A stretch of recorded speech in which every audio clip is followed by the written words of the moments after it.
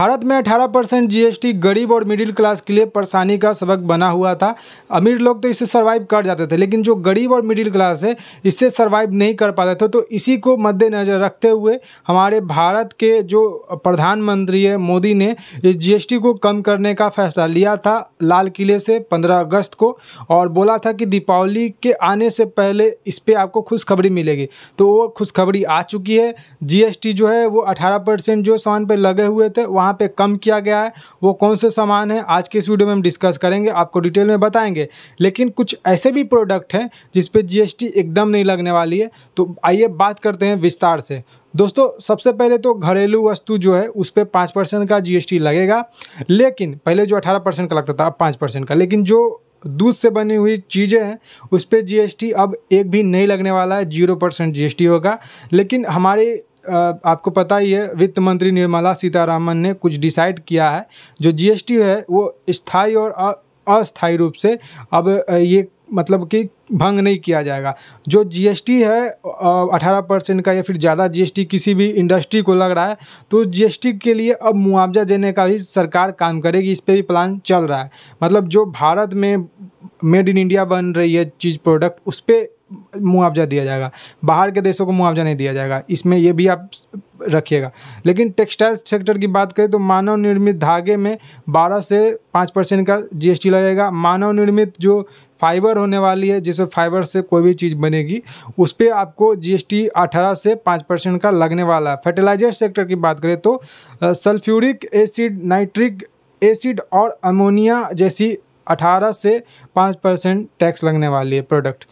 नवीकरणीय ऊर्जा सेक्टर से जुड़े उपकरण के बारे में बात करें तो पुर्जे, biogas plant, windmill, waste to energy plant और पीवी सेल्स और सोलर कूलर और सोलर वाटर हीटर पर भी 12% से लेकर 5% का जीएसटी लगेगा। अब बात करते हैं कुछ अन्य जीएसटी के बारे में जो कि 40% के दायरे में आने वाले हैं।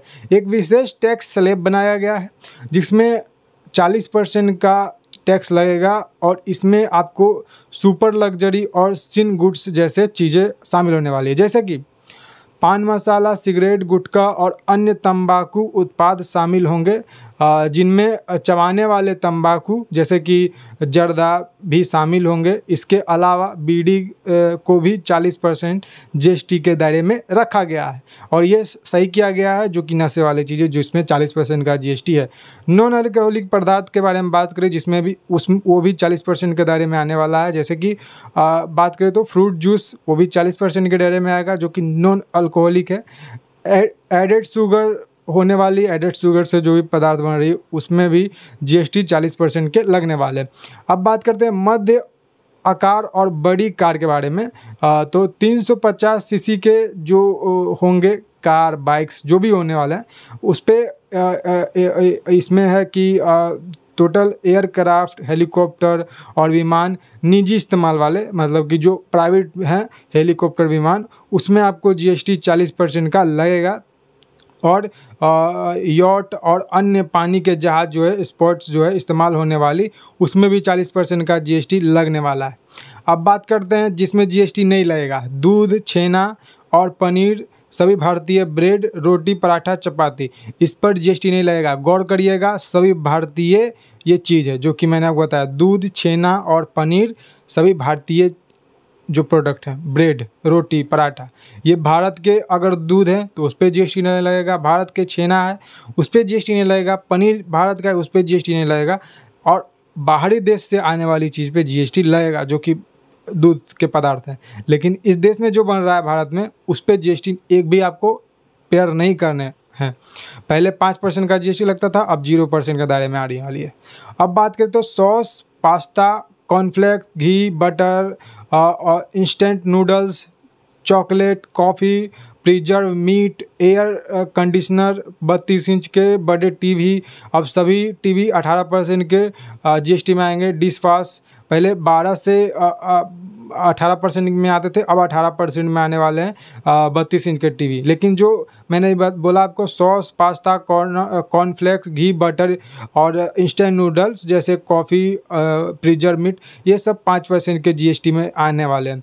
अब बात करें तो हेयर ऑयल, शैम्पू, टूथपेस्ट और टेंडेंट फर्स्ट जैसे चीज़ जो है वो 18% के दायरे में आने वाले हैं। 18% के दायरे में पहले आते थे, सॉरी, अब घटकर ये 5% में रखा गया है। मतलब कि हेयर ऑयल और शैम्पू, टूथब्रश, टूथपेस्ट जैसी जो चीज़ें हैं वो पहले 18% के जीएसटी के दायरे में आती थी, लेकिन अब जो है 5% रख दिया गया घटाकर इसको। कोल्ड ड्रिंक पहले 28% के जीएसटी में आती थी, लेकिन अब उसको घटाकर 40% का रख दिया गया। ठीक है, कोल्ड ड्रिंक मतलब कि ज़्यादा नहीं होना चाहिए।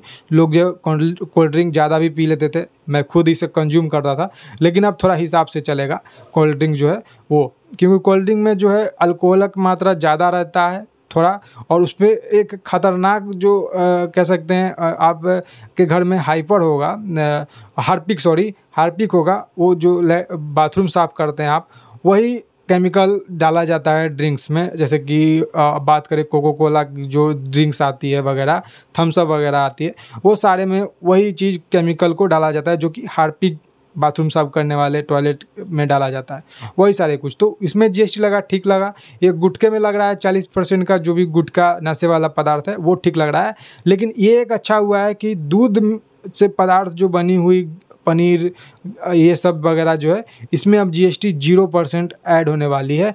और घरेलू सामान में मैंने जैसा कि आपको बोला, घरेलू सामान में तो छूट दिया ही गया है, लेकिन साथ ही साथ जो इलेक्ट्रॉनिक सामान है उसमें भी छूट दिया गया। अब एयर कंडीशनर पे एक भी जीएसटी नहीं लगेगा, पहले लगता था, अब जीएसटी नहीं लगेगा, या फिर 5% का लग सकता है जो कि हाई क्वालिटी के कंडीशनर होंगे। तो ये सारे कुछ अपडेट है जो कि मैंने आपको बताया। आप बताइएगा कि आप इस जीएसटी के कटौती से खुश है या फिर नहीं खुश है।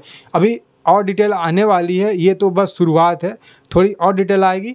और जीएसटी से जिनको अब मतलब परेशान थे, अब उनको निजात मिलेगी, जो कि 18% जीएसटी में जो पहले सामान आता था अब वो 5% में आएगा।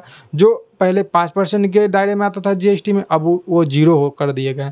तो ये सारा कुछ बदलाव किया गया है, जिससे निश्चित तौर पे गरीब मिडिल क्लास को ये तो बेनिफिट होगी ही, लेकिन आप देखिए कि इंडस्ट्री जो है उसको भी बेनिफिट होगी। और अभी 50% जो टैरिफ चल रहा है उसके बीच में ये सारे रियायत देना बहुत अच्छी बात है। सरकार ने इसे भाप लिया था, इसीलिए लाल किले से प्रधानमंत्री मोदी ने ये चीज़ कहा था।